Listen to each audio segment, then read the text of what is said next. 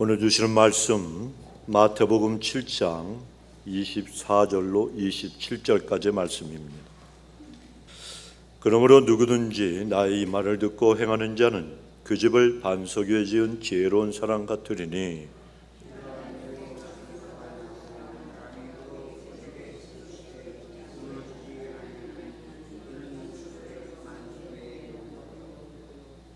나의 이 말을 듣고 행치 아니하는 자는 그 집을 모래 위에 지은 어리석은 사람 같으리니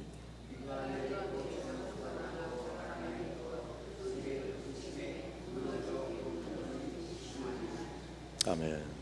자, 우리 손을 드시고 하나님 어떠하신 분인가 입술로 우리 믿음으로 선포함. 시작. 하나님은 엘샤다이 하나님, 전능하신 하나님, 문제보다 크신 하나님, 대적보다 크신 하나님, 하나님은 모든 것을 하실 수 있습니다. 여러분 이렇게 하실 때 이렇게 하지 마시고 마귀의 얼굴을 그냥 칵 치는 식으로 한 번 맞으면 KO 시키는 그런 결단과 믿음으로 이번 주먹을 꽉 쥐고 해병대들 그 군가 부르는 식으로다가 나 한번 해보시기 바랍니다. 다음 주부터 안 그러면 두 손 다 들 거예요. 네. 자, 얼마 전에 여러분 크게 지진이 났었죠. 전 세계적으로 미국, 베네수엘라, 일본, 필리핀, 인도네시아 뭐 여러 곳에서 동시다발적으로 큰 지진들이 났습니다. 그래서 많은 사람들이 목숨을 잃어버리기도 하고 또 공포와 두려움에 떨기도 했었습니다. 그런데 이 지진이 발생을 하게 되면 재산 피해는 물론 사람들도 많은 그런 생명을 잃어버리게 됩니다. 그런데 같은 규모의 지진이 나도 이상하게 일본 같은 나라는 다른 나라들보다 피해가 굉장히 적은 그런 편에 속합니다. 왜냐하면 일본의 그 건축물들을 보면 지진에 대비한 건축 공법으로 다 지어졌기 때문에 그렇다는 겁니다. 만약에 그런 공법으로 짓지 않으면 허가가 안 나온다 그래요. 자, 그러나 지진에 무방비 상태로 지어진 그런 다른 국가들을 보면 건물들이 다 무너져 내려서 엄청난 피해가 속출하고 수많은 사람들이 죽고 다치고 또 재산 피해도 클 수밖에 없었습니다. 그런데 지진을 대비해서 건물을 지을 때 가장 중요한 것이 기초 공사라고 합니다. 기초를 더 튼튼하게 만들고 그리고 또 지진에 의해서 이 건축물이 빌딩들이 흔들리는 것 이것을 갖다가 감안해서 내진 설계라고 하는 이 설계 공법에 의해서 건물을 건축하면 웬만한 지진에는 그렇게 크게 피해가 나지 않는다는 겁니다. 그래서 오늘 본문에 보면 예수님께서 집을 짓는 비유로 이런 말씀을 하십니다.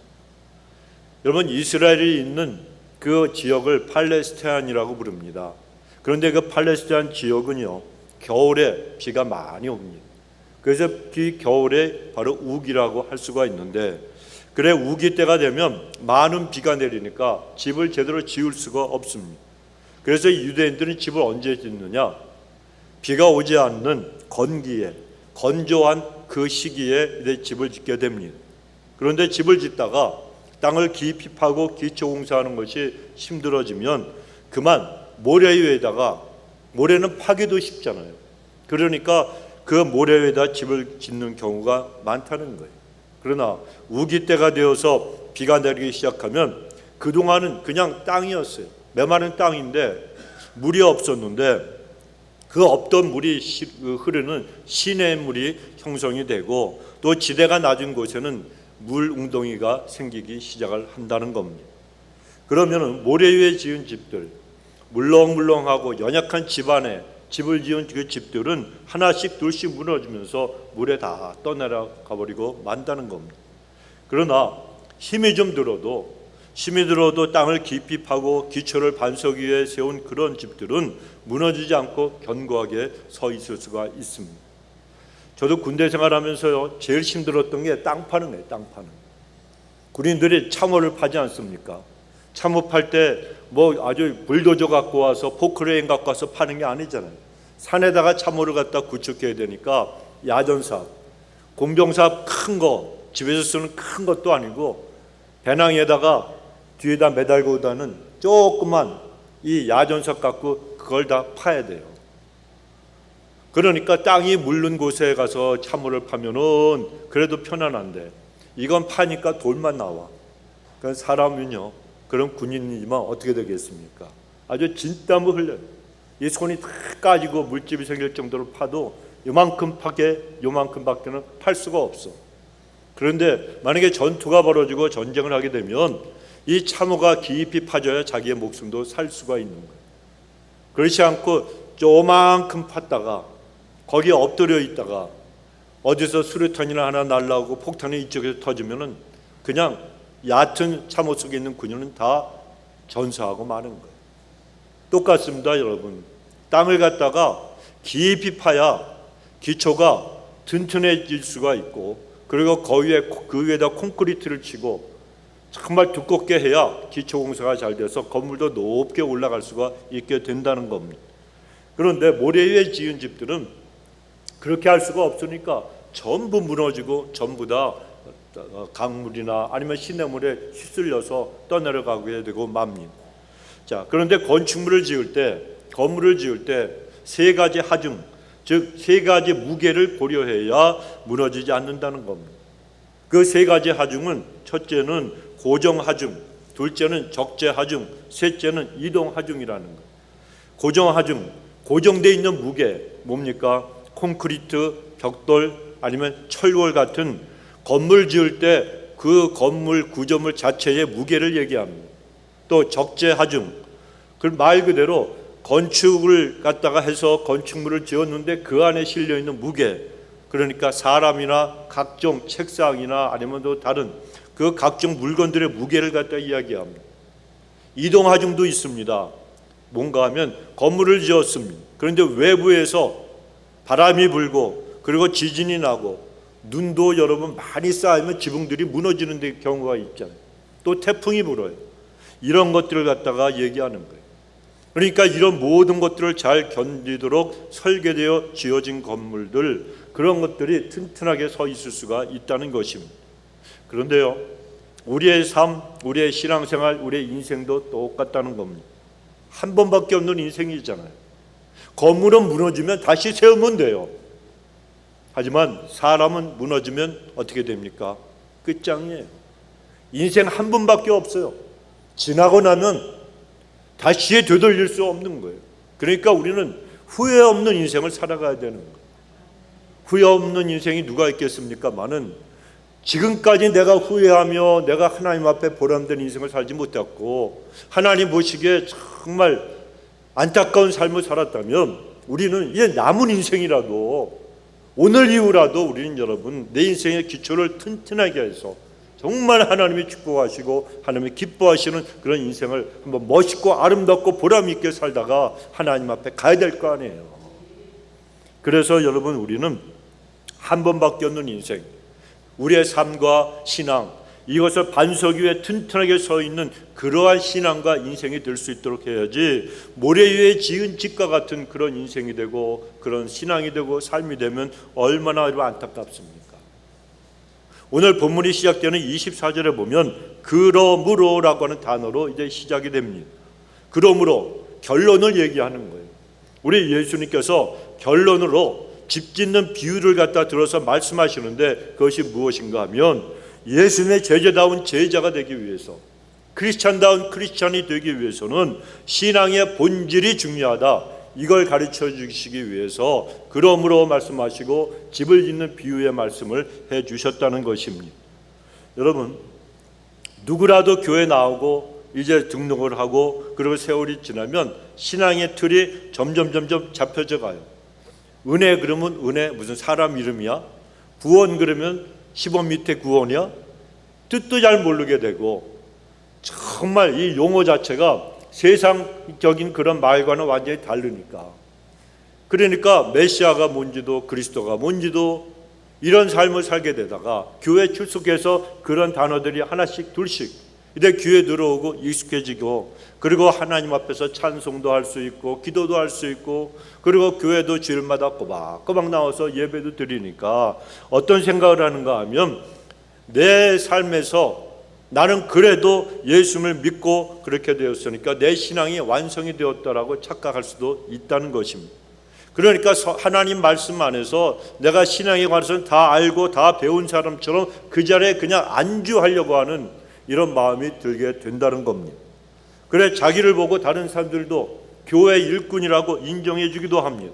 그러나 여러분, 우리는 잘 생각을 해야 되는 거예요. 잘 생각해야 됩니다. 마치 오늘 본문에서 어리석은 사람이 지은 집이 비가 오기 전에는 지혜로운 사람이 세운 집과 별로 차이가 없어 보이는 것과 똑같다는 거예요.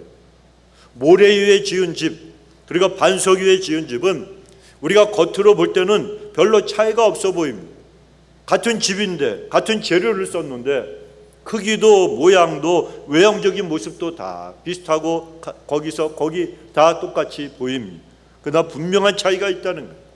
비바람이 불고 창수가 뭡니까? 누가 물어보더라고요. 사람 이름인 줄 알아? 아니에요, 여러분. 창수는 이 물이 엄청나게 창궐한다. 물이 엄청나게 차고 넘친다는 거예요. 큰 비가 오든지 해가지고 그냥 물이 엄청나게 불어나서 다 휩쓸어 가는 것. 그러니까 비바람이 불고 창수가 오면 그 차이가 분명하게 나타나는 거예요. 어떤 차이인가? 무너지고 안 무너지고 그 차이가 난다는 거예요.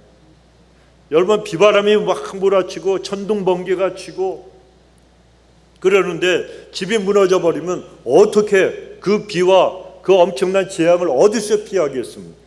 그런데 비가 와도 집 문 열고 들어가기만 하면 집에 튼튼하게 지붕이 있고 기둥이 서 있고 벽이 있어서 비도 안 맞고 그 안에서 편안하게 있으면 얼마나 좋아요. 혹시 여러분 이 뜨거운 이 겨울철에 추위에 떠시는 분은 안 계시고, 그리고 에어컨 고장난 분들은 혹시 안 계세요?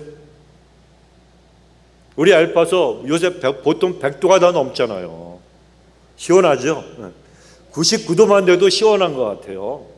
그런데 엄청나게 더워요. 뜨거워요. 더운 게 아니고 그냥 나가면 막 여기가 타는 듯이 그냥 얼마나 아리고 아픕니까? 에어컨이 고장이 났어요.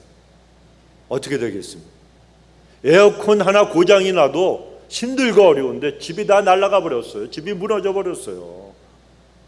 어디 가서 뭘 하고 어디를 갔다가 여러분 우리 몸을 피할 수가 있겠습니까? 그런데 여러분, 무너지고 안 무너지고 이 차이가 그만큼 크다는 겁니다. 그렇다면 무너지는 집과 무너지지 않는 집에 정말 중요한 근본적인 차이가 있다는 거예요. 그 차이가 무엇인가? 첫째는 기초의 차이입니다. 기초의 차이. 집을 지을 때 그 집의 기초를 어디에 두고 세우느냐에 따라서 그 결과가 완전하게 다르게 나타난다는 겁니다. 한국 서울에 가면 여의도라고 하는 그 조그만 그 섬이 하나 있죠. 한강변에. 한강 이쪽에도 마포 쪽이 가깝고 영등포 쪽이 마포 쪽이 더 멀고 영등포 쪽이 더 가까워요. 그런데 그 여의도에 여의도 순복음교회와 그리고 국회의사당도 있고 그리고 많은 아파트들과 빌딩들이 그 위에 서 있습니다. 그런데 여의도는요, 흙과 모래로 매립이 된 곳입니다. 그 지반이 연약한 편이기 때문에 땅이 꺼지는 현상들, 즉 싱크홀이라고 부르는 그러한 일들이 자주 일어나는 그런 구조적으로 지반이 완전히 불안정한 그런 곳이라고 합니다. 그런데 잘 아시다시피 뉴욕의 맨하튼, 허드슨 강 가운데 있는 그 맨하튼, 그것은 지반이 거대한 암석으로 이루어져 있기 때문에 세계에서 가장 많은 고층 빌딩들이 운집해 있는 곳이라고 하지 않습니다. 거기에는 엠파이어 스테이트 빌딩 같은 거, 또 그에 버금가는 어마어마하게 높은 빌딩들이 수없이 많이 있습니다. 그런데 호주의 시드니 같은 그런 도시도 안반 위에 세워진 도시라는 거예요. 그런데 유럽에 가셔서 이태리 베니스라고 하는 곳에 혹시 물의 도시라고 하는 그곳에 가보신 분이 계실지 모르겠지만, 여러분 지금 그 베니스는요, 그렇게 곤돌라를 타고 사람들이 뭐 노래 부르고 막 그러면서 다니는 그런 곳이라 그러는데 자동차보다 이 배가 더 많다 그러잖아요. 그런데 그곳이 지반이 약해가지고 자꾸만 지금 아드리아해라고 하는 그 바다에 가라앉고 있다는 것입니다. 그러니까 기초를 어디에 두고 있느냐, 그 차이가 얼마나 큽니까? 그런데 오늘 본문의 24절에 보면 나의 이 말을 듣고 행하는 것은 반석 위에 기초를 두는 것이라 예수님이 말씀하십니다. 우리 예수님도 어떤 기초 위에 우리가 집을 세우느냐에 따라서 무너지느냐 아니냐 이것이 결정이 된다고 말씀하신 거예요. 성도 여러분, 반석은 잘 부서지지도 않고 잘 변하지도 않습니다. 그러나 모래는 쉽게 부서지고 자주 그냥 무너지고 변화가 됩니다. 이스라엘 지역의 모래 땅은 겉으로 볼 때는 그냥 비가 오지 않을 때는 진흙처럼 굳어져서 그냥 단단한 땅과 비슷하게 보입니다. 보통 때는 별 차이가 없어요. 그런데 비가 오기 시작하면은 이 이스라엘의 그 모래 땅은 석회질이 있어서 금방 흐물흐물, 마치 단단한 풀에 열을 가하면 물기가 들어가면 그냥 흐물흐물해지고 녹아지는 것처럼 그렇게 된다는 겁니다. 그래서 모래 위에 지은 집이 쉽게 무너진다는 거예요. 하지만 반석 위에 세운 집은 그 기초가 변하지 않기 때문에 비바람이 불어도 아무리 창수가 나도 무너지지 않는다는 겁니다. 그렇다면 오늘 본문에서 예수님 말씀하신 반석은 누구를 가리키겠습니까? 바로 우리 주 예수 그리스도, 우리 주님만을 가리키고 있는 거예요. 여러분, 우리의 신앙과 우리의 인생과 삶의 반석이 되신 분은 우리 예수님밖에 안 계시는 거예요. 예수님밖에 안 계세요. 예수님만이 우리의 반석이 되시는 분입니다. 그런데 그 반대로 그 모래라고 하는 것은 무엇을 갖다 상징하겠습니까? 예수 그리스도가 없는 인간의 이성, 예수님이 없는 과학, 예수님이 없는 종교, 이런 것들을 얘기하는 거예요. 여러분, 사람들은 인생을 살아가면서 딱 하나 목적이 있습니다. 성공. 출세하고 성공을 위해서 열심을 가지고 달려가잖아요. 하지만 과연 그 성공의 기초가 무엇이냐, 이게 정말 중요한 겁니다. 아무리 성공이라고 하는 금자탑을 높이 쌓아 올렸다 그래도 바닷물이 들어오면 무너져 내리는 바닷가의 모래성 같은 성공이라면 그건 참된 성공이 아니라는 겁니다. 진짜 성공, 참된 성공은 오직 하나님이 인정하시는 성공이어야 그것이 진짜 성공이 되는 겁니다. 그러니까 삶과 인생과 신앙의 기초를 반석이신 예수님께 두고, 그리고 주님의 말씀을 내 삶 속에 적용하며 순종하며 살아가는 신앙인을 하나님이 너는 진짜라고 인정해 주시고, 그런 사람이 인생에서도 진짜 성공한 사람이 될 수가 있다는 거예요. 여러분, 그런 성공은요 절대로 무너지지가 않아요. 그래서 고린도전서 3장 11절에 보면 이 닦아놓은 둔 것 외에 능히 다른 터를 닦아둘 자가 없으니 이 터는 예수 그리스도라고 분명히 말씀하십니다. 예수님을 믿는 터 위에 너희들의 인생을 건축하라고 이렇게 말씀하시는 거예요. 그런데도 인생의 기초가 무슨 필요가 있어, 반석이 뭐가 필요 있어 하면서 큰 소리 치는 어리석은 자들이 있습니다. 그러나 그런 사람들은 여러분 아무것도 모르는 사람이에요. 그런 사람의 인생은 비가 오고 바람이 불면 반드시 무너진 인생이 되어서 표류하고 방황하는 그런 인생이 되고 말 뿐입니다. 그런가 하면 세상의 지식이나 물질이나 명예 이런 것을 인생의 기초로 삼고 살다가다가 그냥 무너져 내리는 인생은 또한 얼마나 많습니다. 여러분, 모든 인생에는 비가 다 와요. 모든 인생에는 바람이 심하게 몰아치는 그런 때가 반드시 있다는 것입니다. 언제나 햇빛은 짱짱 모리알은 반짝, 화창한 날만 계속되는 그런 인생은 아무도 없습니다. 아무도 없어요. 그럼에도 인생의 그 어려운 고비가 나에게 언제 닥쳐올지 모르는데, 너 인생이 무엇이냐 그랬잖아요. 안개 같다 그랬어요. 안개 속에서 뭘 볼 수가 있습니다. 내일을 자랑하지 말라 그랬어요. 내일 너에게 어떤 일이 일어날지 누가 아느냐고 하나님만이 아시는데 인생은 몰라요. 그래서 전도서 7장에 보면 하나님께서 인생에게 형통한 날과 곤고한 날을 병행시켜 놓으셨고 인생으로 하여금 그 앞날을 알 수 없게 만드셨다 그랬어요. 그러니까 우리는 지금 형통하고 평안하다 그래서 내일도 내가 형통하리라 절대로 장담 못해요. 내가 지금 곤고하고 어렵고 힘들고 왜 나만 이렇게 아프고 시험에 드느냐고 이런 시련 속에서 고통당하는데 이것이 내일 나에게 어떤 복으로 하나님께서 나를 축복하실지 아무도 모른다는 거예요. 그래서 우리는 하나 앞에 겸손해야 되는데, 그런데 그럼에도 불구하고 자기가 한치 앞을 알 수 없는 그런 삶을 살아가면서도 그 기초를 한 번밖에 없는 인생의 그 기초를 다른 곳에 두고 생활하는 사람은 모든 것이 다 무너지는 비참하고 불행한 인생이 되고 만다는 겁니다. 아이고 하면서 손바닥을 딱 치고 가슴을 쳐도 그때 가면 늦는 거예요.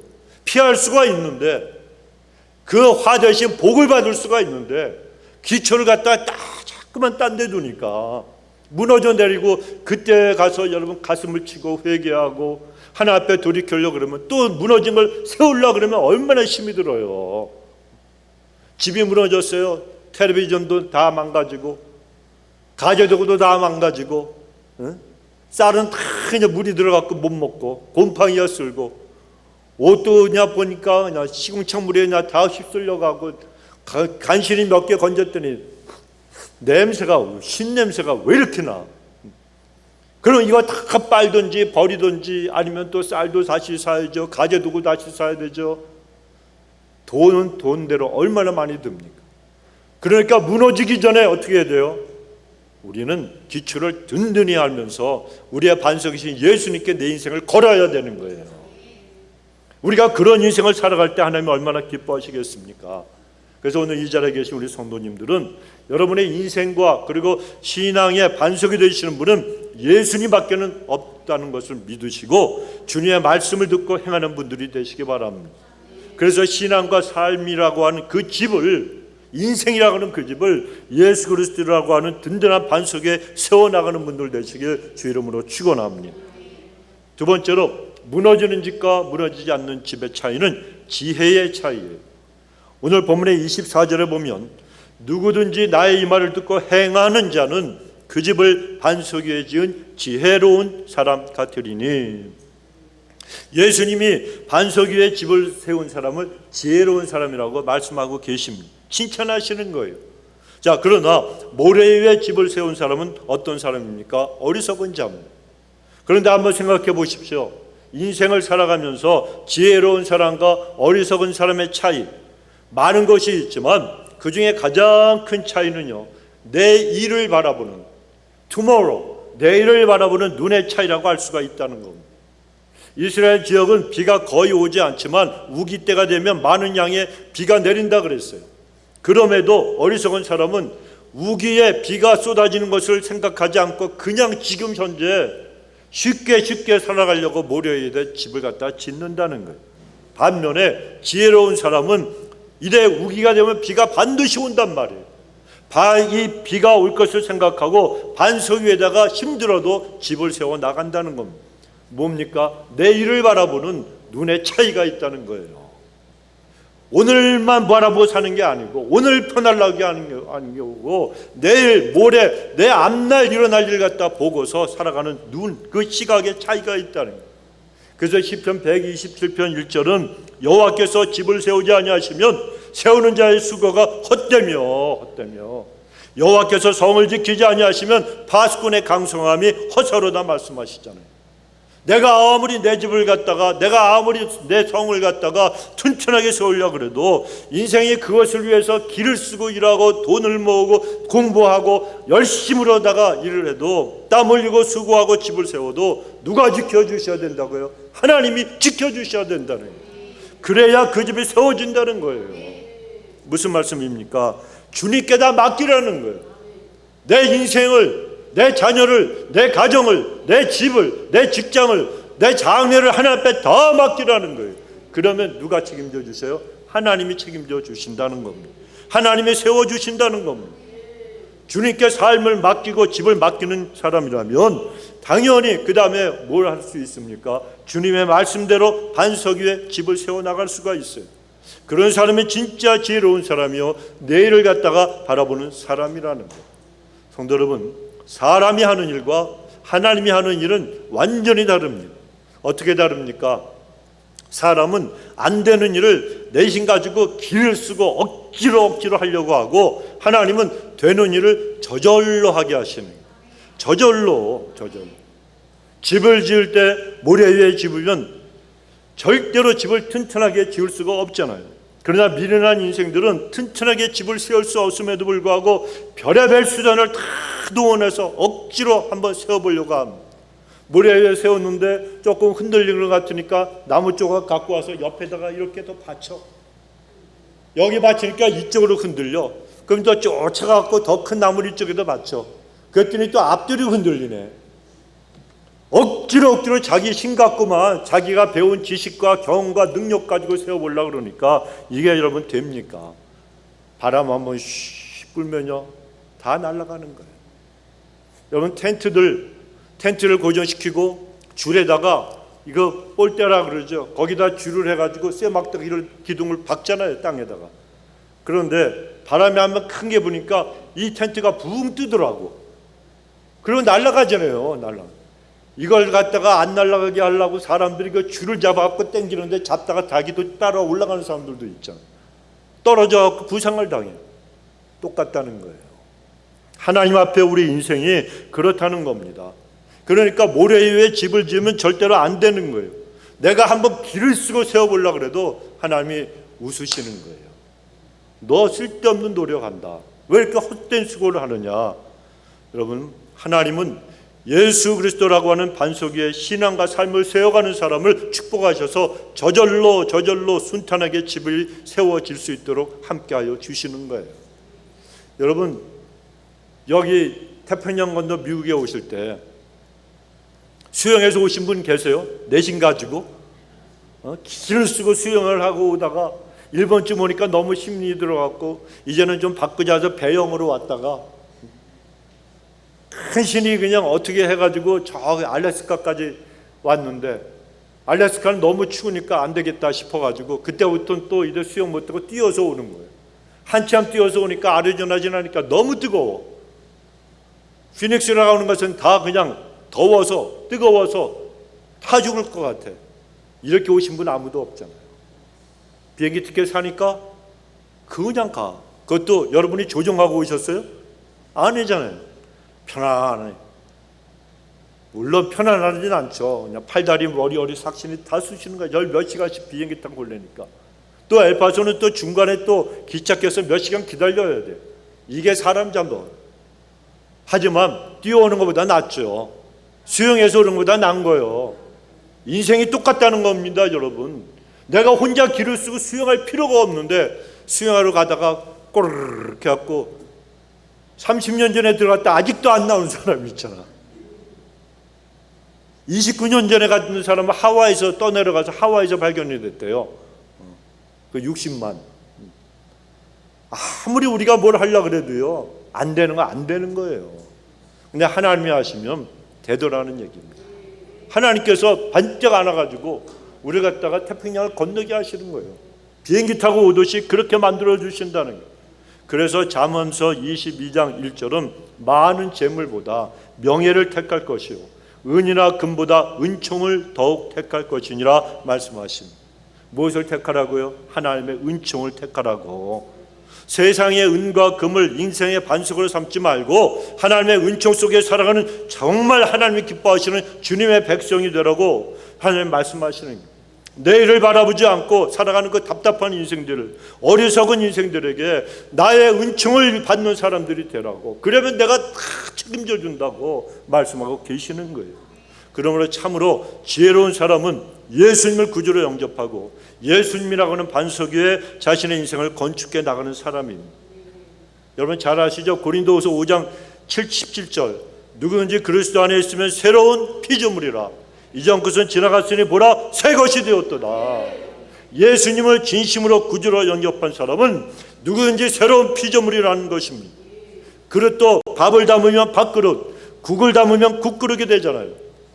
그러니까 담는 그 음식의 내용에 따라서 그릇의 이름이 달라진다는 겁니다. 마찬가지로 인생이 예수님을 믿고 그 심령 속에 예수님을 영접하고 우리 주님이 거하고 계시면 그 사람은 하나님의 자녀라고 하는 새로운 피조물이 된 거예요. 완전히 본질적으로 다른 사람이 되었다는 것입니다. 여러분 이 세상에 이것보다 더한 축복이 어디에 있습니까? 사람이 인생이 하나님께로부터 얻을 수 있는 가장 큰 축복은 로또가 3억 불짜리가 당첨된 게 아니에요, 여러분. 가장 큰 축복은 구원받은 축복입니다, 여러분. 가장 큰 축복이 구원의 축복이에요. 그러므로 우리 모든 성도님들이 예수님을 구주로 믿는 믿음으로 예수님 위에 무너지지 않는 삶을 세워가는 그런 지혜로운 분들이 되시길 주 이름으로 축원합니다. 세 번째로 무너지지 않는 집 그리고 무너지는 집, 이 집의 차이는 순종의 차이가 있다는 거예요. 순종의 차이. 교회 다니는 교인들을 갖다가 풍자한 아주 유명한 일화가 있습니다. 덴마크의 철학자, 기독교 철학자 키에르케고르라고 하는 사람이, 그 철학자가 정말 신앙이 좋은 분이에요. 이분이 아주 유명한 그 풍자를 갖다 했는데 교회 다니는 교인들을 가리켜서 아주 인상적인 그런 말을 했어요. 교회 다니는 교인들을 집 거위와 같다고 비유를 했다는 것입니다. 주일이 되면은 집에서 키우는 그 교인, 거위 교인들이 거위래, 집거위. 주일이 되니까 이 집거위 교인들이 교회에 올 때 거위가 걷는 거 보셨습니까? 날아서 옵니까? 걸어서 옵니까? 펭귄처럼 뒤뚱뒤뚱 거리고 이제 교회로 왔습니다. 교회 와서 예배 드리면서 말씀도 열심으로 들었어요. 교인들이 거위니까 설교하는 목사님도 당연히 거위죠. 꽥꽥거리면서 이대 설교를 하는 거예요, 저처럼. 그런데 이 설교자 거위가 설교를 하는데 어떤 설교를 하느냐? 매번 똑같은, 빠지지 않고 하는 설교가 하나 있어요. 우리는 더 이상 뒤뚱거리며 걸어서 다니지 않아도 됩니다. 우리는 이 좁은 장소에만 머물러 있을 필요도 없습니다. 저 넓은 창공으로 훨훨 날아갈 수 있습니다. 더 저 먼 지역으로, 더 축복받는 땅으로 날아갈 수 있습니다. 그러니까 앞으로는 뒤뚱뒤뚱거리지 말고 날아다니시기 바랍니다. 그러면은 거위들이 좋다고 그냥 매주일 같은 말씀이 선포될 때마다 아멘 꽥꽥 아멘 꽥꽥 그러면서 화답을 했다는 거예요. 그렇게 화답을 했습니다. 자, 그랬으면 예배 마치고 집으로 돌아갈 때 날아서 가야 되겠습니까? 아니면 뒤뚱뒤뚱거리면서 걸어서 가야 되겠습니까? 날아서 가야죠. 그런데 거의 교인들은 날아서 집으로 가는 것이 아니고 다시 일렬을 쭉 서서 뒤뚱뒤뚱거리며 집으로 돌아가더라는 거예요. 날아가 보려고 날개를 한 번도 제대로 펴볼 생각도 안 하고 그저 지금까지 해왔던 것처럼 뒤뚱거리면서 집으로 돌아간다는 겁니다. 이것은 하나님 말씀을 듣고서도 그대로 순종하지 않는 교인들을 갖다가 풍자한 유명한 그런 이야기입니다. 그러나 성도 여러분, 여기서 말하는 집거위의 모습이 바로 제 모습, 여러분 모습, 우리들의 모습은 아니겠습니까? 오늘날 많은 크리스찬들이 입으로는 주여져 잘해요. 입으로는 아멘 아멘 합니다. 하지만 말만 하고 행하지 않는 신앙이라면 서기관들과 바리새인과처럼 여러분 외식하는 신앙인과 다른 것이 무엇이 있겠습니까? 인생의 행복과 불행은 내가 돈이 있느냐 없느냐, 건강하느냐 아니냐 이런 것에 달려있는 것이 절대로 아니라는 겁니다. 인생의 행복과 불행은 단 한 가지, 하나님 말씀에 순종하느냐 불순종하느냐 여기에 달려 있습니다. 오늘 본문의 24절 26절에서도 예수님 말씀하셨잖아요. 누구든지 나의 이 말을 듣고 행하는 자는 그 집을 반석 위에 지은 지혜로운 사람 같고 나의 이 말을 듣고 행치 아니하는 자는 그 집을 모래 위에 지은 어리석은 사람 같다. 지혜로운 사람과 어리석은 사람의 차이는 하나님의 말씀을 들을 때 행하느냐 아니냐, 즉 순종하느냐 하지 않느냐 그 차이라는 것입니다. 오늘날도 많은 사람들이 똑같은 하나님의 말씀을 들어도 말씀에 순종하는 자에게는 하나님의 능력이 나타납니다. 반드시 나타납니다. 하지만 불순종하는 자에게는 절대로 나타나지가 않습니다. 신앙이라고 하는 것은 하나님 말씀을 그대로 믿고 그대로 순종하는 게 신앙이에요. 여러분, 우리가 왜 하나님의 말씀을 듣게 됩니까? 순종하기 위해서 듣는 거예요. 순종하기 위해서. 누가 순종하기 위해서? 내가 앞에 있는 그 뒤통수만 보면 내가 그냥 물어뜯고 싶은 그런 사람이 아니라 내가 하나님 앞에 순종해야 된다는 거예요. 그러니까 하나님 앞에서 여러분 우리들은 말씀을 들으면 무조건 순종해야 된다는 것입니다. 그런데 아무리 말씀을 갖다 많이 듣고 그리고 알아도 내가 정말 하나님 앞에 순종함이 없다면 그것은 자기를 속이는 것과 똑같다고 성경은 말씀하십니다. 야고보서 1장 22절 25절에 보면 너희는 도를 행하는 자가 되고 듣기만 하고 자기를 속이는 자가 되지 말라. 누구든지 도를 행하지 아니하면 그는 거울로 자기의 생긴 얼굴을 보는 사람과 같으니 제 자신을 보고 가서 그 모양이 어떠한 것을 곧 잊어버리거니와 자유하게 하는 온전한 율법을 들여다보고 있는 자는 듣고 잊어버린 자가 아니고 실행하는 자니 그 사람이 그 행하는 일에 복을 받으리라. 말씀을 듣기만 하고 순종하지 않는 사람은 자기를 속이는 자요, 거울을 보고 자기를 고쳐야 될 부분들이 있는데 이걸 알면서도 좀 있으면 금방 잊어버리는 자라는 거예요. 자, 거울을 봤어요. 아침에 이제 교회에 오려고 여러분들이 이쁘게 화장도 하시고 그랬는데 마스카라인가 뭐 이것도 이렇게 바르는데 하나가 흘러내려갖고 눈에 시커멓게 흘러내렸어. 이 구찌벤이 립스틱이라 그러나요? 이걸 갖다 이렇게 바르는데 삐쭉 나가갖고 이쪽으로 이렇게 빨갛게 번졌어. 이쪽 눈은 시커먼 그 눈물이 흘러내려가지고 이쪽이 뺨이 까맣고 이쪽은 빨간 립스틱이 여기 이렇게 묻어갖고 무슨 드라큘라라고 이거 지워야지 그러면서 잊어버리고 그냥 왔어. 말씀을 듣기만 하고 순종치 않는 사람이 똑같다는 거예요. 말씀을 보면 자기를 알아요. 자기가 보여져요. 나의 허물과 실수와 고쳐야 될 부분과 회개해야 될 부분, 그리고 내가 행해야 될 헌신, 사명, 이게 다 보여요. 그런데 보고 나서 금방 잊어버리니까 누구처럼 지꺼이처럼 돌아갈 때 그 구찌벤이 이쪽이 묻히고 마스카라 묻어 있는데도 뒤뚱뒤뚱거리고 좋다고 또 아울렛 가갖고 또 사람들 많은 데서 헤헤 호호 하면서 다녀요. 자기의 모습 봤으면 고쳐야 될 거 아닙니까? 거울을 봤으면 빨리 지우고 화장을 다시 하든지 해야 될 거 아니에요.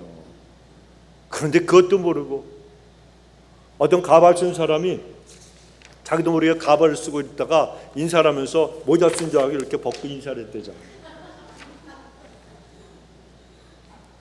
여러분, 사람은요 거울을 보면 자기를 보잖아요. 얼굴을 잊어버리면 안 돼요. 그럼 실수가 되는 거고 신뢰가 될 수도 있어요. 그런데 하나님 말씀을 경히 여기고 들었어도 순종하지 않는 사람들이 똑같은 그런 사람들이라는 것입니다. 그래 여러분, 하나님은 분명히 말씀하십니다. 말씀을 듣고 행하는 사람은 그 행하는 일에 복을 받게 될 것이라. 그러므로 하나님 말씀에 순종하는 것은 여러분 집을 반석 위에 짓는 것이 되기 때문에 절대로 무너지는 인생이 되지 않습니다. 지금 무너진 것 같아도 나는 2층 집을 짓고 싶은데 안 됐어. 허물어진 것 같아. 하나님이 나중에 어떻게 하신다고요? 3층짜리도 주시고 10층짜리도 주셔요. 걱정하지 마세요, 여러분. 내 인생의 집을 내가 세우는 게 아니에요. 저절로 하나님이 세울 수 있도록 인도해 주시는 거예요. 그러니까 지금 내가 세우고자 했던 집이 기둥이 약하고 또 여러 가지 힘들고 어렵고 재료를 살 돈이 없고 그래서 여러 가지 내 뜻대로 풀리지 않는다 할지라도 하나님 앞에 맡기고 내가 하나님 오직 예수 그리스도를 위해서 내가 살아가면 하나님이 복을 주신다고 약속하셨으니까 그 말씀 붙들고 살아가면 빌딩이 쭉쭉쭉 올라가는 거예요. 쭉쭉쭉 올라가요. 제가 지난번에 말씀드렸잖아요. 그 어떤 권사님? 저는 한 번도 배우지는 않았지만 저 사람 갈 때마다 꼭 인사해서 정말 사랑해주고 맛있는 음식 사주시는 권사님이 계셨잖아요. 이 권사님이 예전에 우리 심춘진 우리 그 장모님 전도사님이 그분 정말 신령한 분이에요. 기도를 40일 작정 그 금식 기도를 7번인가 8번 하신 분이에요. 세상에서 저는 그런 분 본 적이 없어요. 근데 이분이 기도하시면 알아요. 그런데 그 김 권사님네 집이 그냥 그렇고 조금만 비즈니스를 할 때 가가지고 그때 집사님이죠. 야, 김 집사, 내가 니네 집 가서 예배 좀 드려야 되겠다. 신방 예배를 드린다고. 그거 오세요. 예배 드리고 기도하는데 심춘진 전도사님이 그러셨대요. 김 권사님한테. 너 그림 그리니? 그러더래요. 그림은 무슨 그림? 안 그린다고. 하나님이 기뻐하지 않는다. 너 그거 버려야 된다. 그리고 돌아갔대요. 그런데 친구한테 숙대 교수하는 무슨 이 교수님? 뭐 그분한테 친구인데 얘기를 했대요. 아니 전도사님이 오셔서 그 얘기를 하던데. 그랬더니 난 그림도 안 그리는데 왜 그러시지? 그랬더니 야, 너 그거 있잖아. 고스톱. 고스톱을 동양화 그린다 그러죠. 여러분들은 하나도 그런 걸 모르시니까 뭐 미나토도 모르죠. 그 남편끼리 또 잘 알아갖고 그 집에 모여서 가끔 이래 고스톱을 쳤다는 거예요. 그럼 자기들 옆에서 좀 거들었대. 전도사님이 그거 얘기하는 거야. 동양화. 그래갖고 이걸 싹 버렸대요. 네 사람 부부끼리 다 싹. 그 다음부터 하나님이 부어주시는데 어마어마한 부자가 됐어요. 더힐, 그 한국에서 제일 좋은 아파트, 그리고 지금 연세가 많이 드셨는데 제일 좋은 벤츠, 거기에다 운전기사까지, 빛과 번쩍 의리한, 다른 게 아니라 이분은 말씀대로만 살아가는, 조금만 비즈니스 하셨던 분인데 동양화 버려니까 동양화 버리고, 어떤 사람들은 동양화 버려 그러니까 동양화 버리고 서양화 잡잖아. 카드, 포카 다 버리라는 거예요. 다 버리라는 거예요. 여러분, 하나님은 다 알고 다 보고 계시고 복 줄 사람한테 경고하시는 거예요. 너 이렇게 해 하면 내가 네 길을 열어줄게. 사람들이 눈에 안 보이니까 안 하는 거예요. 고스톱 치는 게 더 좋아, 포카하는 게 더 좋아, 내 마음대로 살아가는 게 더 좋아. 그러니까 하늘의 문이 닫히는 거예요. 하나님 우리에게 복 주시기 위해서 불같은 그런 축복을 허락하십니다. 하나님의 불기둥이 여러분 축복의 불기둥이 내려요. 그런데 이걸 받을 그릇이, 깨끗한 그릇이 안 돼 있어. 그러니까 여기에 내려왔다가 떠났다 내려왔다 떠났다 이러는 거예요. 우리는 여러분 준비해야 됩니다. 사모해야 됩니다. 그냥 하나님 주시옵소서가 아니고 내 삶이 변화되고 순종하는 사람이 될 때 하나님께서 이 모든 것을 지켜주시고, 집도 여러분 더힐 그 아파트보다 더 몇백 배로 더 좋은 것도 주실 수 있는 분이 그분이라는 거예요. 물론 그렇게 넓은 아파트 100평짜리 우린 청소하느라고 바빠서 우린 그런 거 줘도 안 살아. 그런 여러분 인생에서 여러분 복 받는 비결은 뭐냐? 행함이 있어야 되는 거예요. 순종해야 된다는 것입니다. 그럼에도 불구하고 꼭 길을 쓰고 불순종하기로 작정한 사람들처럼 불순종하는 사람이 있어요. 그런가 하면 순종을 하고 싶은데 의지가 약해서 결단하지 못하는 사람들도 있지 않습니까? 그런 사람들이 꼭 잘하는 말이 있죠. 마음에는 원이로되 육신이 약하여. 알기는 잘 알아. 알기는 잘 알아. 여러분, 마음에는 원이로되 육신이 약하다. 그 겟세마네 동산에서 예수님 기도하실 때에 기도하시고 정말 땀이 핏방울처럼 흘러내리도록 십자가를 눈앞에 두고 기도하시고 돌아왔더니 너희들 좀 깨어서 같이 기도하자 그랬더니 한 사람도 깨어있는 사람이 없이 전부 코를 걸고 콜콜 자고 있어서 주님께서 그 말씀하신 거 아니에요. 너희들이 마음에는 원하는데 육신이 연약하다. 우리가 영으로는 원해요. 순종하기 원해요. 말씀 듣고 그대로 행하기 원해요. 그런데 육신이 약한 거예요. 그러니까 결심을 하지만 안 돼요. 그러니까 우리가 누구에게 나와야 돼요? 하나님 앞에 나와서 하나님한테 기도해야 되는 거예요. 내 연약한 모습, 내가 결심 갖고도 안 되는 그런 모습, 그러나 우리 영은 알잖아요. 우리가 믿음이 있으니까 내가 순종해야 산다는 거 알잖아요. 그러면 해야 할 일은 그냥 포기하는 게 아니고 하나님 앞에 나와서 하나님, 내 연약한 모습 이대로 나를 갖다 받아 주옵소서. 제가 이렇게 약합니다. 그러나 저의 이 연약한 모습까지도 믿음으로 주께 올려드리오니 저의 마음과 생각까지라도 모두 주관하여 주셔서 저에게 신앙을 갖다가 올바르게 할 수 있도록 순종하는 삶을 살 수 있도록 제발 좀 도와주옵소서. 그래서 순종하는 자에게 주시는 하늘의 기쁨과 하늘의 놀라운 은혜와 축복과 특별히 하나님과의 교제하는 그 기쁨을 알고 체험할 수 있도록 하나님 앞에 기도해야 한다는 것입니다. 그럼에도 지금까지 주여 주여 하면서 신앙생활을 해왔지만 순종하는 사람들에게, 그 인생들에게 주시는 하나님의 놀라운 기쁨과 그리고 은혜와 축복을 한 번도 맛보지 못하고 살아왔다면 얼마나 안타까운 그런 일입니까? 너무너무 안타까운 일이에요. 일단 천국의 맛을 보시라니까요. 하나님 앞에 기도해서 응답받는 기쁨을 한번 맛보시라니까요. 하나님과 교제 속에 들어갈 때 하나님의 그 위로하심과 평안과 주시는 은혜를 갖다가 여러분 한번 맛 좀 보시기 바랍니다. 그러면요 인생이 달라져요. 겁나는 게 없어요. 여러분, 악한 원수마귀와 대적들이 덤벼도 덤비라 그래요. 덤비라고. 나의 하나님이 나를 도와주시니까. 이런 마지막 시대에 이런 담대함이 있어야 돼요. 이것은 하나님과 교제 속에 들어가야 돼요. 그냥 내리는 게 아니에요. 성령님 안에서 매일 주님의 음성을 듣고 주님과 가까이 가고 나는 하나님밖에 없습니다. 나는 하나님 한 분만으로 만족합니다. 이 믿음이 있는 사람이 여러분 그러한 삶을 살 수가 있고, 장차 오셔서 주님이 공중에서 우리를 부르실 때 그 음성 듣고 궁중으로 휴가되는 거지, 그냥 여러분 이 세상의 근심 염려 걱정에 매달려서 그냥 모래 위에 지은 집같이 그냥 흔들리고 좌절하고 쓰러져서 내가 약하다는 것만 변명하고 하나님 앞에 나와서 기도할 생각하지 아니하면 어떻게 되겠습니까? 우리 성도님들이 하나님과 교제하는 이 기쁨, 여러분 이 은혜를 갖다가 그 맛을 좀 보시기 바랍니다. 제가 가끔씩 말씀을 드렸지만 제가 중학교 1학년 때 우리 아버님이 외식을 자주 하셨어요. 그런데 한 번은 우리 가족들 데리고 근사한 차이니스 레스토랑, 그 당시에 그 웨백이라고 하는 그 레스토랑이 세운상가 거기 위에 사우나가 있었고 그 밑인가 그 위에인가 있었어요. 같은 건물에. 그런데 굉장히 좋은 레스토랑이에요. 거기에 가가지고 식사를 하는데 중국집이니까 어렸을 때는 뭐가 최고? 짜장면에 탕수육이면 뒤집어 쓰잖아요. 우리끼리. 그렇게 시켜놓고 있는데 보통 그렇게 먹었는데 아버님이 이번에는 해삼탕을 시키시는 거예요. 탕수육도 시키고 짜장면도 시키고 또 몇 가지도 시켰는데 해삼탕을 딱 나와서 제가 보니까 세상에 왜 이렇게 징그럽게 보여. 그래가지고 도저히 먹을 것 같지가 않았어요. 먹는 것 같아 보이지도 않았어요.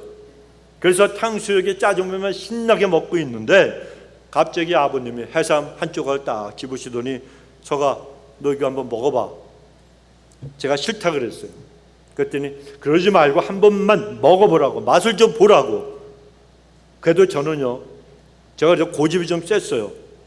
그래서 제가 안 먹는다고 계속해서 못 먹겠다고 거절하니까 나중에는 아버님이 얼굴이 달라지셨어요.